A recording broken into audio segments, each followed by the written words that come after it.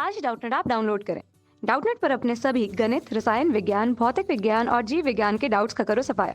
बस प्रश्न की फोटो खींचो, एक ही प्रश्न को क्रॉप करो और तुरंत वीडियो सोल्यूशन पाओ। अभी डाउनलोड करें।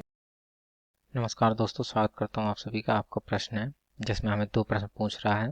पहला कह रहा है 58.5 ग्राम NaCl में इकाई सेलों की संख्या ज्ञात कीजिए, तथा दूसरा प्रश्न कह रहा है 58.1 ग्राम NaCl में इकाई सेलों की संख्या ज्ञात कीजिए।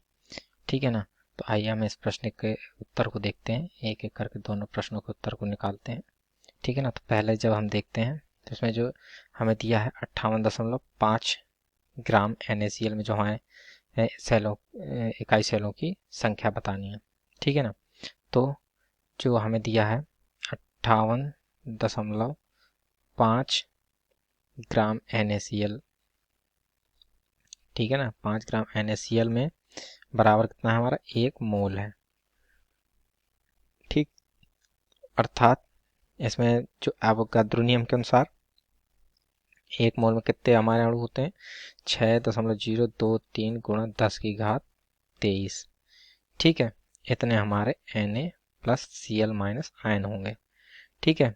तो इकाइयाँ, एक इकाई सेल FCC में, ठीक, इकाइयाँ जैसे हमसे पूछा था इकाई सेलों की संख्या, तो इकाइयाँ,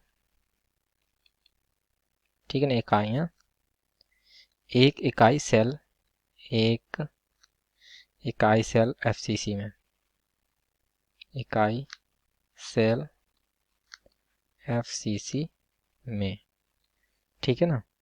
तो यहाँ पर जो हमारा 4 Na+Cl- इकाइयाँ होती हैं, 4 Na+Cl- इकाइयाँ होती हैं इसमें हमारी। ठीक है ना। ठीक है। तो ये जब 4 हमारी Na+Cl- इकाइयाँ हैं, ठीक, तो इसलिए इकाई सेलों की संख्या, इसलिए इकाई सेलों की संख्या बराबर, ठीक है ना, संख्या बराबर 6.023 गुणा 10 की घात 23 बटे 4।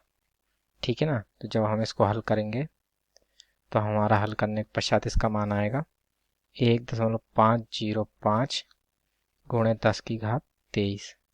ठीक है ना। तो इस प्रकार से ये हमारे इकाई सेलों की संख्या आ जाएगी। ठीक है, 58.5 ग्राम NaCl में। ठीक, तो ये हमारे पहले भाग का उत्तर पूर्ण होता है इस प्रकार से। ठीक है ना। तो आइए अब जो इसी प्रश्न में हमें दूसरा भाग पूछा था, ठीक है ना, उसमें कह रहा था कि 58 दशमलव, हमसे कह रहा था कि, देख लेते हैं क्या कह रहा था, 58.1 ग्राम NaCl में इकाई सेलों की संख्या। ठीक है ना। तो 58.1। ठीक, तो आइए देखते हैं। जो हमारा NaCl का है अणु भार है, वह है हमारा 58.5। ठीक है ना। तथा हमें भार दिया है वह 58.1। ठीक है ना। तथा जो मोल होंगे हमारे, मोल बराबर होता है भार बटे अणु भार। ठीक है ना, भार बटे अणु भार होता है। तो भार हमें दिया है 58.1 तथा अणु भार है 58.5। तो जब हम इसे हल करते हैं तो हमारा मान आता है 0.993। ठीक है ना। तो ये हमारे मोलों की संख्या हो गई। अब आवोगाद्रो नियम के अनुसार, ठीक, तो जो जो हमारे मोल कितने आए, 0.993। ठीक, तो अब आवोगाद्रो नियम के अनुसार, आवोगाद्रो नियम से यहाँ पर हम प्रयोग करेंगे। तो 1 मोल में जो हमारे जो अणुओं की संख्या होती है वो 6.2022 गुणा 10 की घात 23 होती है। तो हमारे यहाँ पर अणुओं की संख्या बराबर, अणुओं की संख्या बराबर होगी 0.993 गुणा 6.022 गुणा 10 की घात 23। ठीक है ना। तो जब हम इसको हल करेंगे तो हमारा मान आएगा यहाँ पर, वो आएगा 5.9798 गुणा 10 की घात 23। ठीक है ना। ये हमारे अणुओं की संख्या आ गई। ठीक। तो अब जैसे NaCl में जो हमारे, ठीक है ना, जैसे FCC में जो हमारे 4 NaCl होते हैं, ठीक है, इकाइयाँ होती हैं। ठीक है। एक इकाई सेल FCC में 4 NaCl इकाइयाँ होती हैं। ठीक। एक इकाई सेल FCC में 4 NaCl इकाइयाँ होती हैं। ठीक है ना। हैं। अतः कुल इकाइयाँ